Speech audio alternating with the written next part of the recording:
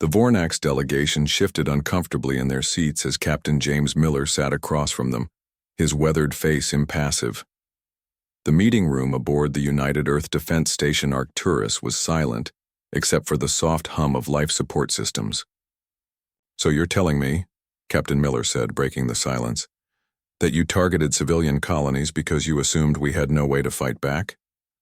The lead Vornax representative, Ambassador Trell, blinked his 4 eyes in sequence.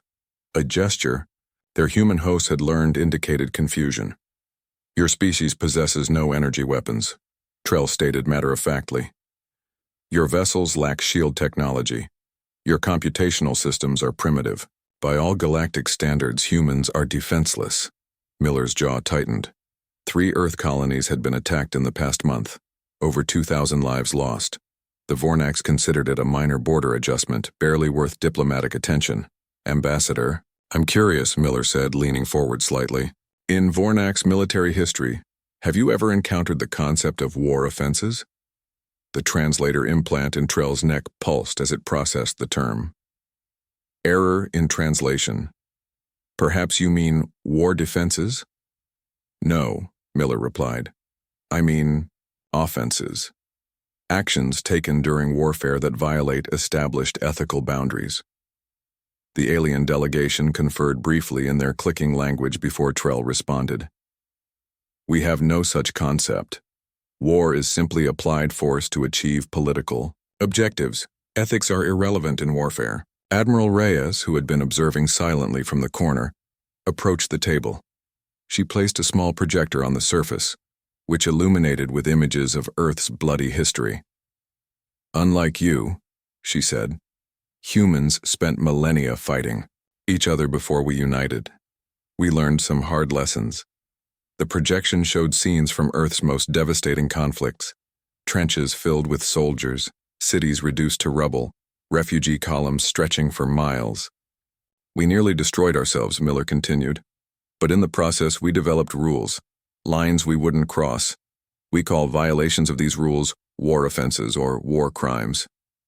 The Vornax seemed unimpressed.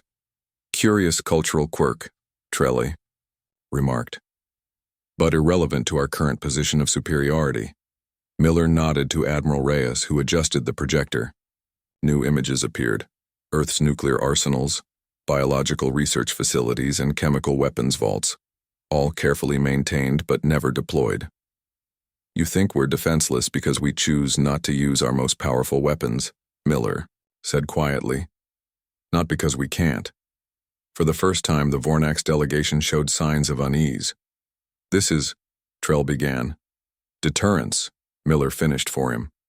"We keep these weapons not because we want to use them, but to ensure they're never used against us." The projector shifted to display schematics of the Vornax homeworld and their primary colonial systems. The level of detail made the aliens bristle, visibly. "Your atmosphere has an unusual methane-oxygen balance," Miller noted casually. "Did you know Earth maintains a catalog of engineered pathogens that could theoretically be modified to create a cascading reaction in such an environment? Purely theoretical, of course." The Vornax delegation's translator units buzzed with agitated conversation. "You're bluffing," Trell finally said. "Using such weapons would be a war offense." Miller nodded. "Exactly. Which is why we've never used them, even though we've had them for centuries. We choose restraint. We fight with conventional weapons, and accept technological disadvantages because we understand something your species doesn't." He stood up, towering over the seated aliens. "The rules don't exist to handicap us.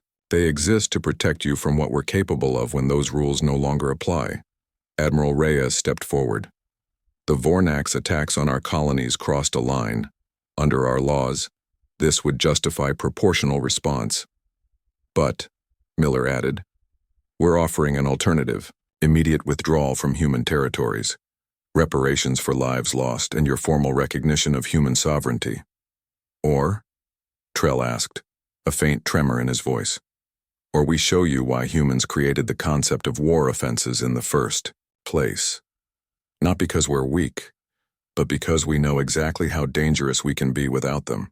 The room fell silent as the implications settled over the alien delegation. Trell conferred with his colleagues before responding. "We will need to consult with our leadership." "Of course," Miller said. "You have 24 hours.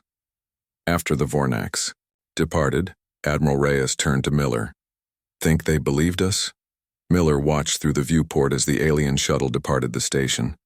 "They didn't believe us when we asked peacefully. Sometimes you need to speak a language the other side understands." "And if they call our bluff?" Miller's expression hardened. "Then we remind them that humans survived thousands of years of trying to exterminate each other. We're very good at it. We just decided we'd rather be good at peace instead." 12 hours later, the Vornax fleet began withdrawing from human space. Within a week, formal diplomatic channels were established. The first item on the agenda, a comprehensive treaty on the rules of warfare. In the officers' mess later that month, a young lieutenant asked Miller about the confrontation.